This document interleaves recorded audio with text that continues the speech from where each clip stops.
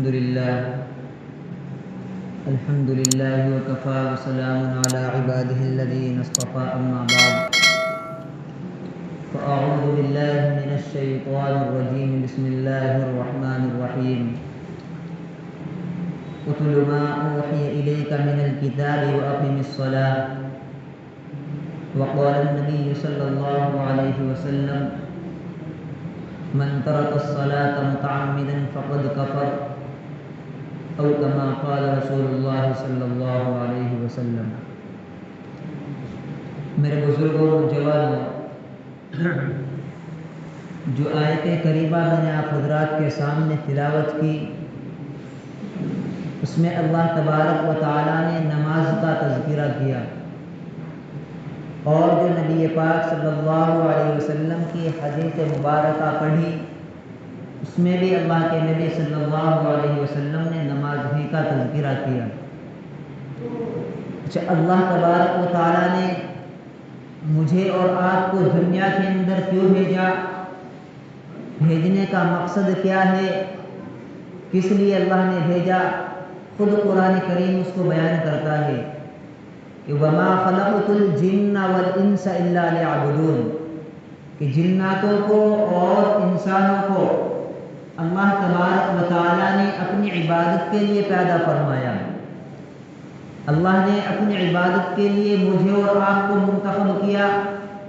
اس سے پہلے فرشتے بھی اللہ کی عبادت کیا کرتے تھے، لیکن جب اللہ تبارک و تعالیٰ نے فرشتوں سے یہ کہا انی جاعل فی الارض خلیفہ، کہ میں زمین میں اپنا ایک نائب بنانا چاہتا ہوں، اس وقت فرشتوں نے اللہ تبارک و تعالیٰ سے یہ بات کہی تھی کہ اللہ، کیا ہم تیری عبادت کے لیے کافی نہیں ہے؟ کیا ہم تیری عبادت پوری مکمل طریقے سے نہیں کرتے؟ چنانچہ اللہ تبارک و تعالیٰ سے فرشتوں نے یہ بات بھی کہی تھی کہ اللہ، آپ زمین پر ایسی مخلوق کو پیدا کرنے والے ہیں کہ جو زمین پر رہ کر کے گناہ بھی کرے گی، فساد بھی مچائے گی، آپس میں ایک دوسرے کو گالیاں بھی دے گی، طرح طرح کے گناہ کرے گی۔ اللہ تبارک و تعالیٰ نے فرشتوں سے کہا تھا کہ ہاں، وہ مخلوق زمین پر رہ کر کے گناہ بھی کرے گی، لیکن اس مخلوق کی سب سے بڑی صفت یہ ہوگی کہ وہ گناہ کرنے کے بعد توبہ بھی کرے گی۔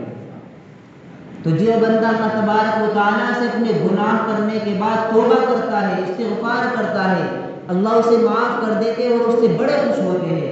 چنانچہ اللہ تبارک و تعالیٰ نے میری اور آپ کی ذمہ داری لگائی، کچھ احکامات میرے اور آپ کے اوپر فرض کیے، جن میں سے نماز پڑھنا، زکوٰۃ دینا، حج کرنا، قربانی کرنا اور رمضان کے روزے رکھنا، یہ اللہ تبارک و تعالیٰ نے میری ذمہ داری لگا دی اور آپ کی ذمہ داری لگا دی۔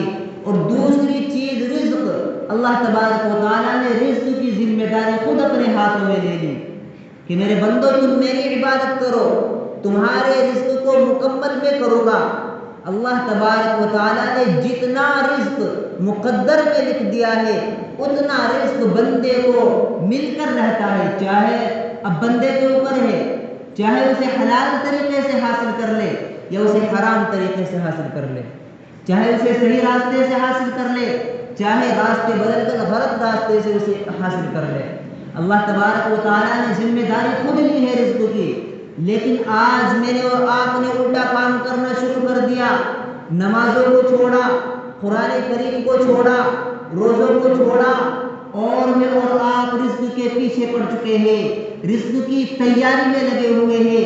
صبح میں اور آپ اٹھتے ہیں اور فوراً اپنا ٹفن تیار کرتے ہیں کہ ہمیں کام کے لیے نکلنا ہے، لیکن جو اللہ تبارک و تعالیٰ نے صبح میرے اور آپ کی ذمہ داری لگا دی کہ 2 رکعت نماز فرض پہلے ادا کرو، فجر کی نماز، اس کے بعد دیگر کام کرو، اس نماز کو چھوڑتے ہیں اور کام کو مقدم کرتے ہیں۔ لہذا میرے بزرگوں اور نوجوانوں، اس وقت میں خاص طور سے نوجوانوں سے مخاطب ہوں، جو نوجوان حضرات باہر بیٹھے ہوئے وہ ذرا اندر آ جائے، جو باہر بیٹھے ہوئے سنتوں سے فارغ ہو گئے اور اندر آ جائے۔ لہذا آج میرا اور آپ کا حال یہ ہو چکا ہے کہ نمازوں کی کوئی پرواہ نہیں، بلکہ انسان رزق کے چکر میں پڑا ہوا ہے، کمائی کے چکر میں پڑا ہوا ہے کہ میں کس طریقے سے پیسہ کما سکتا ہوں۔ آج کے دور میں کیسے انسان حیلے اختیار کر رہا ہے۔ ایک جگہ جانا ہوا مسجد میں دیوبند کی طرف، وہاں ہم نے دیکھا عشاء کے بعد پہنچے، لیٹ ہو گئے تھے کہ 15-20 لڑکے مسجد میں بیٹھے ہوئے ہیں۔ عشاء کی نماز کے بعد 15-20 لڑکے مسجد میں بیٹھے ہوئے ہیں اور چپ چاپ قرآن کریم کی تلاوت کر رہے ہیں۔ نوجوان لڑکے چپ چاپ قرآن کریم کی آہستہ آہستہ تلاوت کر رہے ہیں۔ ان میں سے کچھ لڑکے 5-7 لڑکے بیٹھے ہوئے تسبیح پڑھ رہے ہیں۔ میں نے معلوم کیا کہ آخر وجہ کیا ہے بھائی؟ آج تک ہم نے نوجوانوں کو اس طریقے سے اللہ کی عبادت کرتے ہوئے نہیں دیکھا، آج میں پہلی مرتبہ یہ ماجرا دیکھ رہا ہوں، واقعہ کیا ہے؟ تو مولانا مجھ سے کہنے لگے کہ حضرت بات کچھ اور ہے، جو آپ کو نظر آ رہا ہے بات کو نہیں، بلکہ اس کے پیچھے کوئی واقعہ ہے۔ اس وجہ سے یہ نوجوان حضرات قرآن کریم پڑھ رہے ہیں اور کچھ تسبیح پڑھ رہے ہیں۔ چنانچہ میں نے اسرار کی عزیز کی، انہوں نے بتلایا کہ ایک شخص نے یہاں سٹے میں نمبر لگایا، اس کا وہی نمبر نکل گیا، اس نے دوسرے دن پھر لگایا، پھر وہی نمبر نکل گیا، تیسرے دن پھر لگایا، پھر اس کا نمبر نکل گیا۔ اب یہ نوجوان جو اس وقت تلاوت کر رہے ہیں، تسبیح پڑھ رہے ہیں، یہ اس کے پیچھے لگ گئے کہ بھائی تم یہ بتلاؤ تم عمل کیا کرتے ہو، ہر مرتبہ تمہارا نمبر نکل رہا ہے۔ چنانچہ جب اس سے ضد کرنے لگے، اس نے ویسے ہی مذاق میں تفریح کے طور پر یہ کہہ دیا کہ میں رات میں بیٹھ کر سورہ یاسین کی تلاوت کرتا ہوں، سورہ رحمان کی تلاوت کرتا ہوں اور سورہ قلم کی تلاوت کرتا ہوں، ان 3 سورتوں کی میں رات میں تلاوت کرتا ہوں اور پھر 3 تسبیح پڑھتا ہوں، اور 3 تسبیح پڑھنے کے بعد میں چپ چاپ بغیر کسی سے بات کیے اپنے بستر پر جا کر لیٹ جاتا ہوں، تو مجھے خواب میں وہ نمبر نظر آ جاتے ہیں۔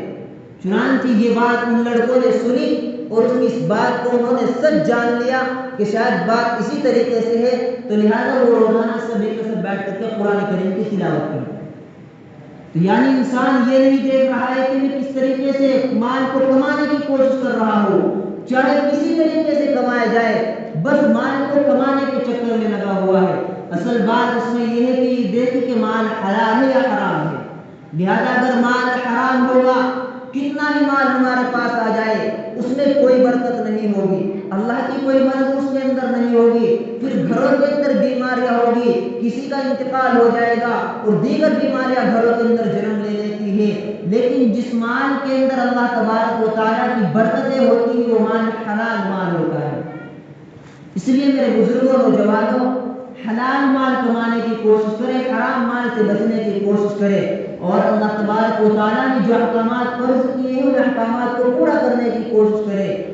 آج اس وقت میں نوجوان کس قدر سستی کر رہا ہے نمازوں میں نوجوان اس قدر سستی کر رہا ہے کہ دیکھنے میں یہ آتا ہے جمعے کے دن جمعے کی نماز کے لیے مسجد پوری بھر چکی ہوتی ہے، لیکن وہی نمازی جنہوں نے جمعے کی نماز پڑھی، جو جمعے کی نماز میں شریک تھے، خطبے میں شریک تھے، جن سے مسجد پوری بھری ہوئی تھی، وہی نماز عصر کی نماز میں کہاں چلے جاتے ہیں، مغرب کی نماز میں کہاں چلے جاتے ہیں۔ لہذا میرے نوجوانوں نمازوں کی پابندی کرو۔ اللہ کے نبی صلی اللہ علیہ وسلم نے حدیث پاک کے اندر ایسے شخص کے متعلق بہت ساری وعید بیان کی کہ جو نماز نہیں پڑھتے، ایک نماز چھوڑنے پر اللہ تبارک و تعالیٰ روایت کے اندر آتا ہے کہ 1,83,000 سال تک جہنم کے اندر جلنا پڑے گا ایک نماز چھوڑنے پر، اور وہاں کا ایک دن 1,000 سال کا دن ہوگا۔ اس لیے میرے نوجوانوں، میرے عزیزوں، اللہ تبارک و تعالیٰ کل قیامت کے دن جو سوال کریں گے سب سے پہلے نماز ہی کے بارے میں سوال ہوگا کہ نماز پڑھی نہیں پڑھی۔ اگر نماز پڑھی ہوگی تو تمام اعمال صحیح ہو نکل جائے گی، نماز پڑھیں گے گھروں کے اندر برکتیں ہوگی، نماز پڑھیں گے نیک اولاد اللہ تبارک و تعالیٰ عطا کرے گا، نماز پڑھیں گے نیک بیوی اللہ تبارک و تعالیٰ عطا کرے گا، گھروں کے اندر خوشحالی رہے گی۔ لیکن اگر نماز اس طریقے سے چھوڑتے رہے، پھر آپ خود دیکھ لیجیے کہ اللہ کے نبی علیہ السلام نے کتنی سخت وعیدیں بیان کی۔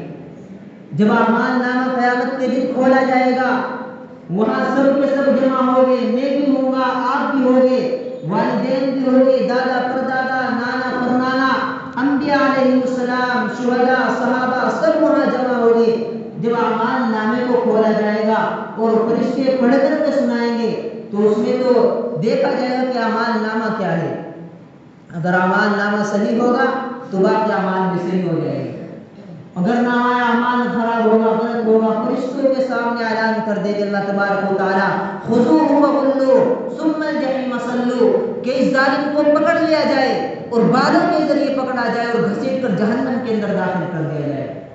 جب جہنم کے اندر داخل کر دیا جائے گا پھر وہاں اور وہ لوگ جو ہم سے پہلے جہنم میں جا چکے ہوں گے وہ دیکھیں گے کہ آپ بھی جہنم کے اندر آ گئے. پوچھیں گے ما سلککم فی سقر آپ جہنم میں کس طرح پہنچ گئے. قالوا لم نک من المصلین وہ کہیں گے ہم نماز نہیں پڑھا کرتے تھے ہم نماز نہیں پڑھا کرتے تھے. اس لیے میرے بزرگوں نوجوانوں یہ اللہ تبارک و تعالیٰ نے زندگی دی یہ جوانی دی. کل قیامت کے دن اللہ خود سوال کریں گے. قبر کے اندر تو فرشتوں کے ذریعے سوال کرائیں گے لیکن قیامت کے میدان میں خود سوال کریں گے کہ جو زندگی دی تھی اس زندگی کو کیسے گزارا. جو جوانی دی تھی اس جوانی کو کیسے گزارا. جوانی کے بارے میں الگ سے سوال ہوگا. اور پھر مال کہاں سے کمایا کہاں خرچ کیا. مال تو ہم نے کما لیا حلال طریقے سے لیکن اب اسے خرچ کیسے کرنا ہے. خرچ بھی اسے حلال طریقے سے کرنا ہے. اسی طریقے سے اور دیگر جو چیزیں ہیں وقت نہیں ہے ورنہ مفصل طریقے سے آپ حضرات کے سامنے بیان کی جاتی. دعا کیجیے اللہ تبارک و تعالی عمل کی توفیق عطا فرمائے. پابندی کے ساتھ نماز پڑھنے کی توفیق عطا فرمائے. آمین. وآخر دعوانا